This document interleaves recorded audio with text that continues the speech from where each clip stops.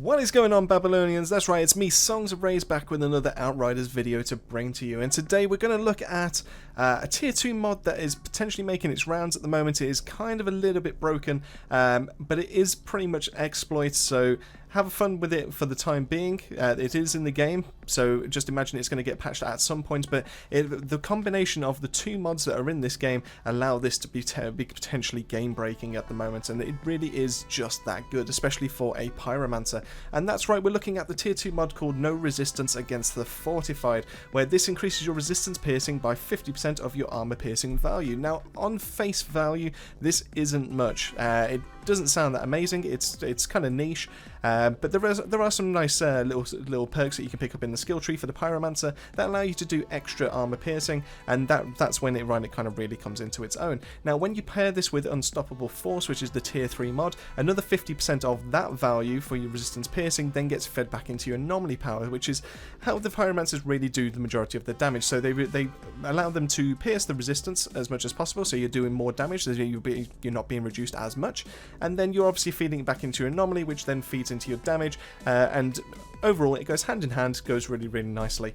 So why is this mod potentially game breaking is the fact that even though it says you can't stack the mods, it kind of clearly does. And the clip I'm about to show you is pretty much I've taken off all the gear that's on my character. We're going to show 4 pieces that have it, I think actually might be 5 pieces, and then we're also going to put Unstoppable Force on, and you get to see how much of a boost in Anomaly power that you're going to get. And this is just purely on a Pyromancer that I've currently got going on in the works. For a Phaser Beam, it's not fully there. It's definitely missing a lot of mods at the moment, so it is still kind of early days for it, but it's still able to compete at CT15 just purely based on the fact that I can put 5 versions of this mod onto my build, and that allows me to have such high Anomaly power that I'm able to just basically clear things quite well with the Phaser Beam. I have seen up to 3.5 mil in one single hit. Now, I'm not too sure on what the highest you can do with a Phaser Beam is, so I'm not the most pyro savvy, so please forgive me if obviously that's not very much, but at the moment I feel like that's quite a lot of damage, especially for one single skill, and it just takes off chunks off enemies. So just enjoy the gameplay in the background, and we'll just talk through it right now.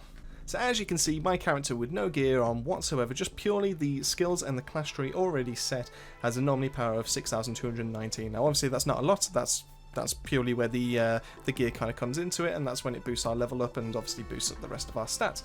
So if we go from there and we just have a look at our resistance piercing, that's purely 15%. That's come from the skill tree.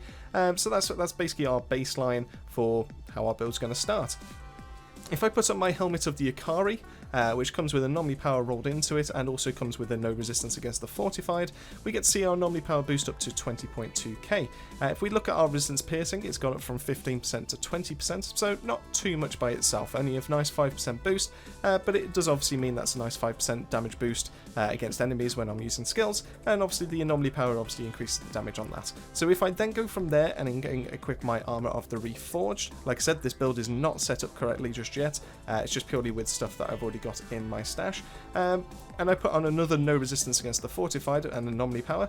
It boosts it up to 35.4k, which is still okay, kind of mediocre for the time being, and then obviously our resistance piercing goes up another 5%, so we're up to 25%, and that means we're reducing how much damage the enemies are allowed to absorb by 25%, so we're dealing extra damage, which is great.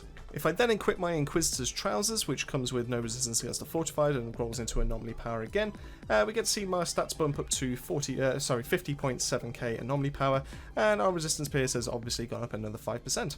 So if we then go over to the boots, because the gloves is where it pretty much all the magic happens, I've gone for Boots of the Reforged, just for power assimilation, just to be able to boost my Anomaly power, but I've gone for that no resistance against the fortified again, and obviously when I get that equipped, that goes up to 56.8 Anomaly power. That's just purely from the leveling up and the scaling of the average level that I've got, and the resistance pierce has gone up to 35%, makes sense.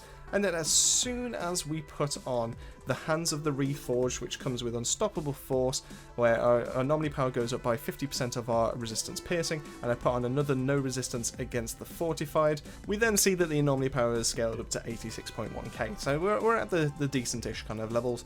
But then obviously, because this is Outriders, we just need to click on one of our random pieces and then it puts onto the multiplier. So now all of a sudden I'm up to 109k anomaly power as standard, and I've got a resistance pierce of 40%. So we're not too bad. I've shown off the skill tree that I've gone for as well, just so you can see what mods we've gone for. But the main thing that we now need to focus on is the fact that Magma Elemental, where activating Ignite skills increases our armor piercing by 45% and our resistance piercing by 45% on top of that as well. So that doesn't sound much when you think of it just by itself, but the fact that we've got 5 of these mods that allow our armor piercing to increase our resistance piercing and our resistance piercing to increase our anomaly power is, as you can imagine, we're going to see some big numbers. So if I activate my Heat Wave, we go from a standard resistance pierce of just base of 40% and anomaly power of 109k.